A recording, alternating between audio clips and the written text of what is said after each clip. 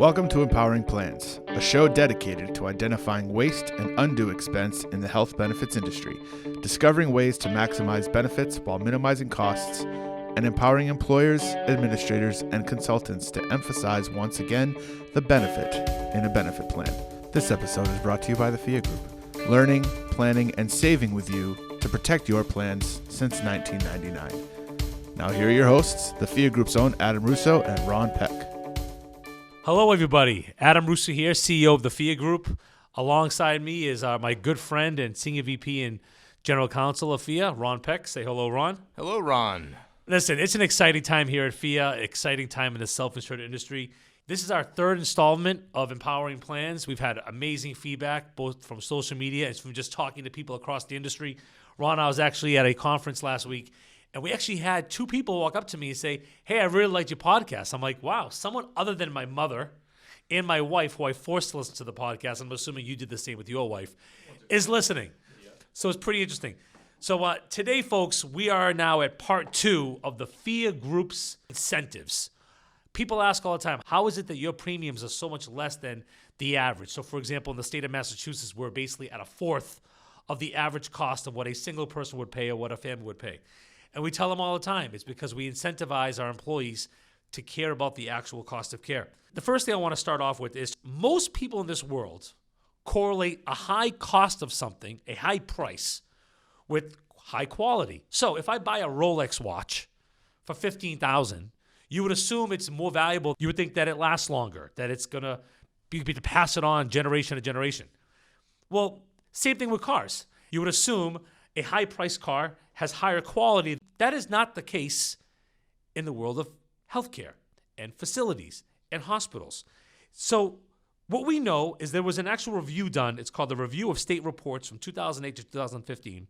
Friedman Healthcare confirmed, and this is a quote, high prices do not directly correlate with high quality of care. In other words, the highest paid providers, the highest paid facilities, do not necessarily provide the highest quality of care. In fact, there are a lot of metrics out there from the TPA standpoint and the carrier world that actually measure how many mistakes are being made by providers. And all these resources available show, you know what? The best quality facilities are offered at the lowest prices. So it's the exact opposite of the rest of how the normal free market works. And it's based on that, based on this reality, that we told our employees basically, listen, preemptive consultation regarding medical procedures. Any of our employees who know they're going to have a surgery, non-emergency, something scheduled, something they're going to schedule, all you have to do is literally walk into our human resources office, talk about the different options available to you, and you'll get a reward of $100 just for talking with HR. And Ron, the reason why we do that, as you know, is because we want our employees to realize there's a lot of variances in what the prices are, and they can actually make money by caring about the overall cost of the plan. What are your thoughts? And it's amazing because when you think about it, right, the fact that there is no real correlation between price and quality, automatically you have to start asking the question, well, if I can't rely on price to tell me what's good and what's not, what can I rely on? And yeah, it's complicated. That's why we have them coming to HR. That's why we're doing a lot of research ahead of time. That's why we're able to tell people, based on this report, here are the safest hospitals. Based on this report, here are the best outcomes. Based on this report, here's the best quality for dollar spent. We do all that research for them ahead of time so that not only do we benefit financially by putting them in the most efficient facility, they benefit by being put in the safest facility. And, you know, somebody could look at this and say, well, guys, that sounds really amazing. But at the end of the day, I think that you're enjoying all these savings on your plan and your premiums are low because nobody's actually treating. Nobody's actually receiving any surgery. You couldn't be any more incorrect. We actually have proof in the pudding. We have stories of employees who were already determined to receive a medical procedure, a surgery. It was medically necessary. It was covered by the plan. This was going to happen. The surgeon was in network, very good rate, world-renowned surgeon for this procedure, no issue with the fella.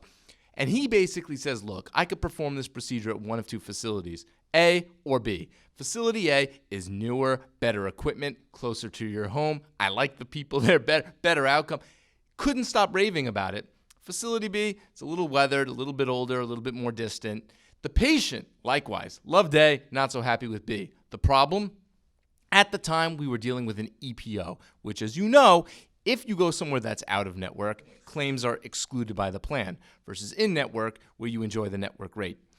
In this instance, Facility A, the one everybody loved, out of network. Facility B, in network. And you're probably thinking, well, thank goodness that happened, because you probably saved a boatload of money by going to this Facility B. You know, you were going to pay for all those quality metrics on Facility. Incorrect. Facility A was also much, much, much less expensive. We're talking nearly 10 times the price differential. So just think about this. We're talking about, I think it was something like $60,000 to $6,000. $60,000 to $6,000, 10 times. Same surgeon. So ultimately, what we ended up doing was we had to get creative in order to determine how to benefit this person. I think they ended up paying as an out-of-pocket rather than covered by the plan, and they received reimbursement from the employer. But then there are tax implications, because ultimately, folks, remember, whatever you do, don't breach your contract. Don't breach your network contract. 9 times out of 10, being part of a network has its benefits, and this is not something that you want to risk. So you have to operate within the terms that are set by your contract, and we were certainly respectful of that. But this also forced us to reconsider the decision to utilize an EPO. And so we ended up making the pilgrimage to your standard PPO, because we want to have the option to pay for out-of-network claims.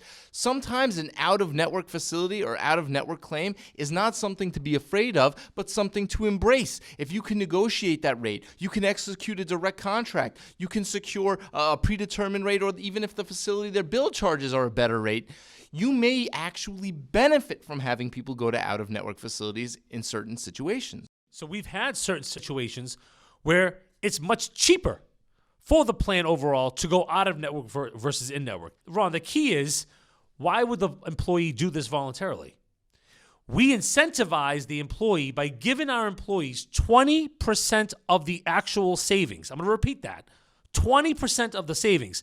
This employee had to pay taxes, obviously, on that savings, but got a check for saving the money on behalf of the plan. That's an incentive. But here's the key, folks.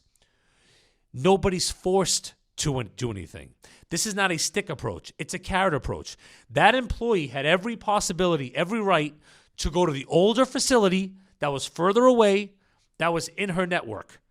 And in 90% of companies, I would say 99% of companies, most employees are just going to go to an in-network facility thinking they're better off going to an in-network facility because the quality's better, it's better for them, for their pocket, etc. But the reality is, by having this type of language in our plan, in our design, this and also by reaching out and speaking to our HR department, this employee realized, wait a second, I could have a better quality facility with the same surgeon, and I could put $15,000 to $20,000 in my pocket. Are you kidding me? Amazing. And when you think about all these modern facilities that are in the news, of course, our friend Dr. Keith Smith out there in Oklahoma at the surgical center, people read about these providers that are publishing their rates online or offering, price matching plus a discount. And these plans and these employers, they say, well, one, how can I ensure my plan's going to cover it? And two, how do I actually get my employees to go there? And I think it really is a two-step approach. One is ensuring that your plan is built to allow for options, and two, ensuring that your employees understand why you've put those options in place and incentivizing them. Because like Adam, like you just said, the key is not a stick, but a carrot. And you'll find that when you actually share the savings, rather than just giving somebody a free water bottle if they go one place or another, or they get their 10,000 steps in and they create real savings, it's a win-win for everybody. And the bottom line is it builds a culture. So what's happened is, listen, people talk. This employee talks to other employees. Everyone knows about the fact that they know they will get 20% of any savings they identify on behalf of our plan. That goes for everything from a nebulizer. So you buy a nebulizer using your in-network facility, or you just get one using your network, and you're paying $300. But instead, you decide to go on Amazon.com and you find that same nebulizer for $100. And you have Amazon Prime, so it gets delivered to your house for free in 2 days. Every month, we'll write you a check for 20% of the $200 we have saved. That's amazing. And it goes to employee to employee to employee. And it is basically a symptom that we've created, a culture we've created, where every single employee at this office knows they are incentivized to make sure that they not only care about their own pocket and their health and their livelihood, but we will give them the tools to make educated consumer decisions. The bottom line fact, folks, is that most of you have spent more time researching the television you want to purchase for your living room than the healthcare facility you go to get treated, whether it's for a surgery or whether it's just for routine care. That's the bottom line, and that's the difference here at Phia. It is difficult as a consumer to make this kind of research a reality, but as an employer and someone who has access to claims data, we've made it much simpler for our employees to make educated decisions, which also just happen to be the most effective from a financial standpoint as well. We hope that all of you will join us for our next podcast, where we hope to continue our education to ensure that you can continue empowering plans.